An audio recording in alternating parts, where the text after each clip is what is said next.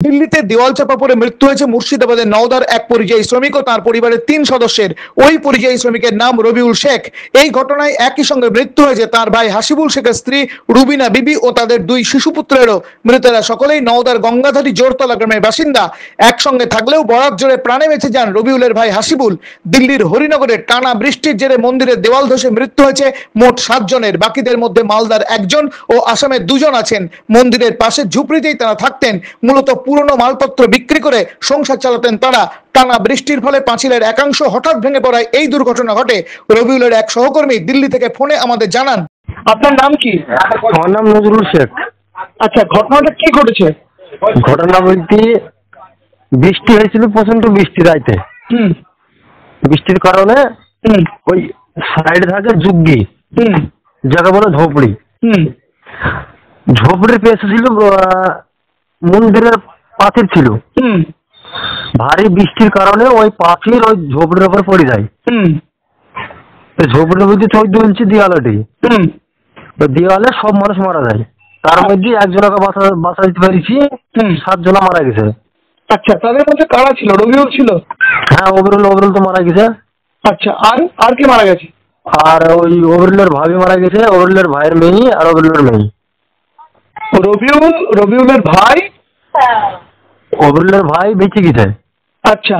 ওবরুলের ভাইয়ের বউ মারা গেছে। আচ্ছা। আর 2টো বাচ্চা, একই পরিবারের 4টি বাচ্চা, 4 জন।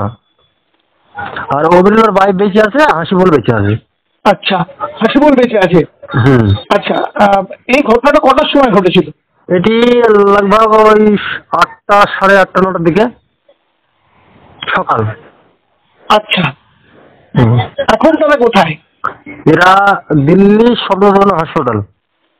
এদিন ফোনে রবিউলের আত্মীয় বাবর আলী মালিফা ফোনে বলেন, দিল্লিতে র্যাব কিপারে কাজ করতেন রবিউল। তিনি আরো বলেন, দেওয়াল চাপা পড়ে মারা গেছে নাকি এরকম শুনলাম। আচ্ছা। ওরা কোনো রাস্তার ধারে কোনো ঝুপড়িতে বসবাস করে, ওখানে মনে হয় ফেরিওয়ালার কাজ করে। এবার ওই ঝুপড়িতে খুব অব্যবস্থার মধ্যে তারা বসবাস করে। এখন কোনো গাড়ি হোক বা কোনো কিছু ধাক্কা মারা যাচ্ছে, দেওয়ালে পার্শ্ববর্তী দেওয়ালে ধাক্কা মারায়, সেই দেওয়াল ভেঙে পড়ে তাদের ওই গায়ের উপরে। আচ্ছা, সে দেওয়াল চাপা পড়ে মারা গেছে এরকম শুনলাম। এই যারা মারা গেছে তাদের বাড়ি কোথায়?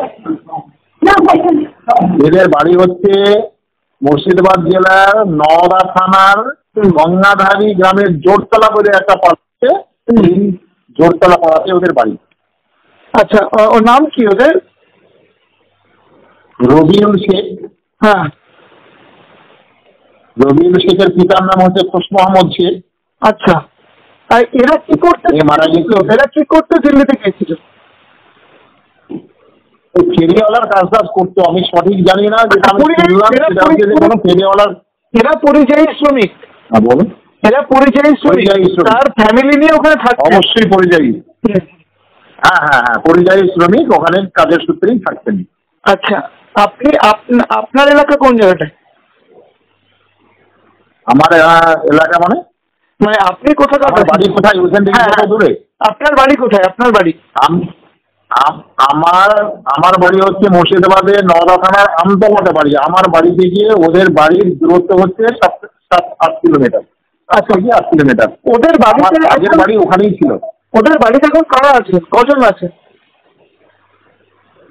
ওদের বাড়িতে এখন ওদের চাচারা আছে, তারপরে ওদের আছে 5-6টা চাচা আছে, এবং তাদের আরো ওই চাচাতো ভাইয়েরা আছে, এরা সবাই আছে। আচ্ছা।